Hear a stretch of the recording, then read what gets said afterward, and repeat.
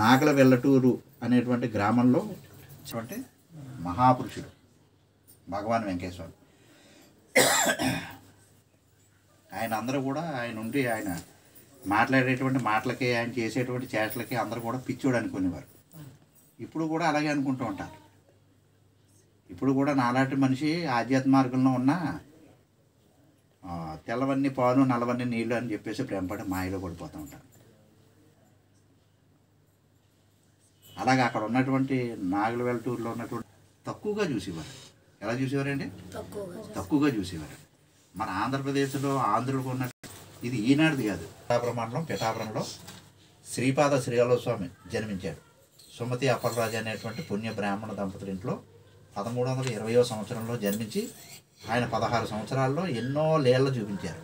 ఎన్నో లీలలో ఆయన సిద్ధపురుషుడైన ఎన్నో లీలలు చూపించారు.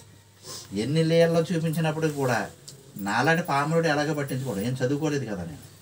పండితులు ఉంటారు కదా, ఋగ్వేదం యజుర్వేదం సామవేదం చతుర్వేద పండితులు, ఘనాపాఠీలు, వ్యాకరణ పండితులు, బ్రహ్మసూత్రాలు వల్లించిన వాళ్ళు, 108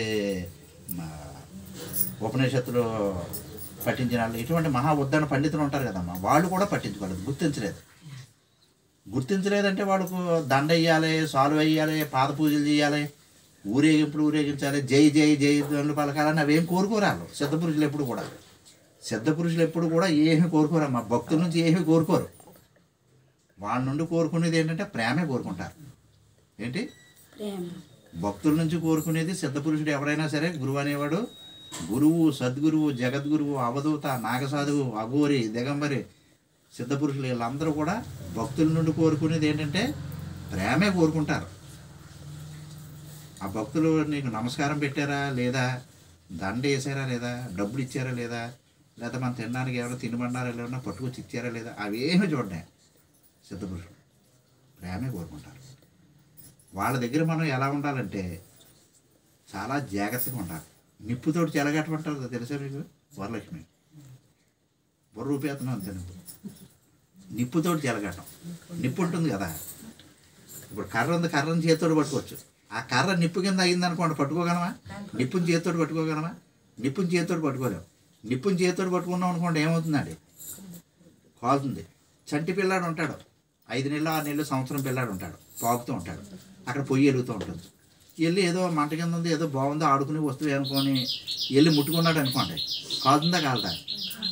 కానీ అగ్నిదేవుడు అనుకుంటాడా, అయ్యో పసిపిల్లాడీడు తెలియదు వీడికి ఇంకాను, నన్ను ముట్టుకుంటున్నాడు, వచ్చి కాలకుండా ఉందామని అనుకుంటుందా అగ్నిదేవుడు? నీకు తెలుసుండి ముట్టుకున్నా తెలియకుండా ముట్టుకున్నా కానీ కాలేటువంటి స్వభావం అలా ఉంటుంది. ఈ సిద్ధపురుషులతోటి మనం అందరం కూడా, మీరు నేను అందరం కూడా ఎలా ఉండాలంటే చాలా జాగ్రత్తగా ఉండాలి, చాలా వినయంగా ఉండాలి. ఎలా ఉండాలండి? వినయంగా ఉండాలి. వినయం ఎక్కడైతే ఉందో అక్కడ లక్ష్మీదేవి ఉంటుంది. మీరు కావాలితే పరిశీలించుకోండి. ఒకళ్ళ ఇంట్లో కేకలు వేసేస్తూ ఉంటారు, భర్త మీద భార్య, భార్య మీద భర్త, లేదా పిల్లల మీద పెద్ద పెద్ద కేకలు వేసేస్తూ ఉంటారు. అలా కేకలు వేయకూడదు. ఏమన్నా పిల్లలు పెద్దలు ఎవరైనా ఏదైనా తప్పు చేస్తూ కూర్చొని అలాగని చర్చించుకుని మాట్లాడుకుని నెమ్మదిగా వాళ్ళకి నచ్చ చెప్పి చేసుకోవాలి. మన కేకలో బొబ్బలు వేసుకోవడం వల్ల ఏమవుతుందంటే అక్కడ లక్ష్మీదేవి ఉండదటండి. సౌమ్యంగా మాట్లాడాలి. అలా కేకలో బొబ్బలు వేసుకున్న వాళ్ళు కుటుంబాలు చూసుకోండి. మీరు వాళ్ళు అప్పులతో ఉంటారు, చూసుకోండి. మీరు నేను చెప్పడం కాదు, వాళ్ళు అప్పులతో ఉంటారు. ఒకటి. తర్వాత రెండోది, మనసులో ఒకటి ఉండి నోటితో ఒకటి చెప్పి చేతలో ఒకటి చేస్తాం అనుకోండి, దాన్ని త్రికరణ శుద్ధి ఉందంటారా లేదంటారా?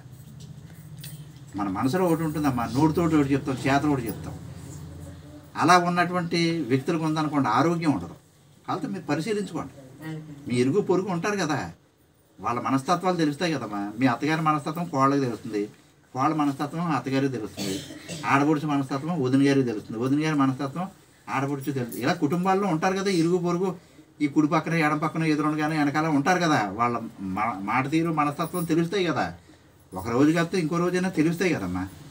ఆ తెలుసున్నటువంటి ఆ విధంగా ఆ విధంగా ప్రవర్తించినటువంటి వ్యక్తులను చూసుకోండి, ఆరోగ్యం ఉండదు, అనారోగ్యంగా మూడోది నారద మహర్షి. నారద మహర్షికే చెల్లింది. ఇక్కడ విషయాలు అక్కడ, అక్కడ విషయాలు ఇక్కడ, ఇక్కడ విషయాలు అక్కడ చెప్తూ ఉంటాడు నారద మహర్షి.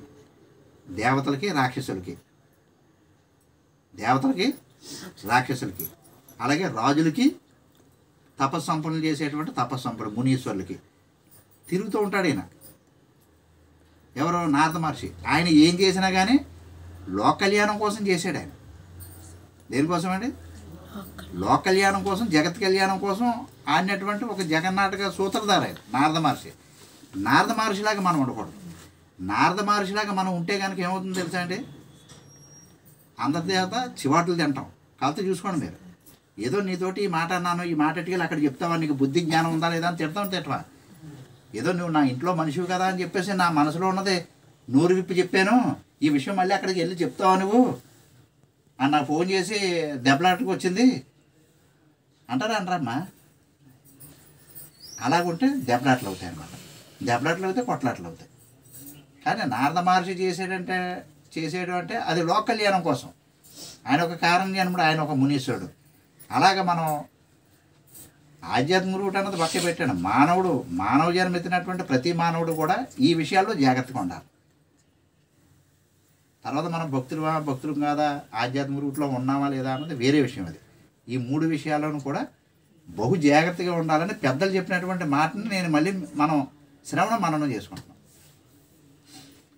మరి మన గొడవమూడిలో ఉండేటువంటి వెంకయ్య స్వామి గారు నాగుల వెల్టూరులో పుట్టి పెరిగి, అవధూత యొక్క చేష్టలు ఎలా ఉంటాయంటే జ్ఞాని యొక్క చేష్టలు పిచ్చిగా ఉంటాయి. ఏం చేత మనం అందరం పిచ్చాళ్ళం కాబట్టి అవధూత యొక్క చేష్టలు పిచ్చిగా మనకు కనపడతాయి.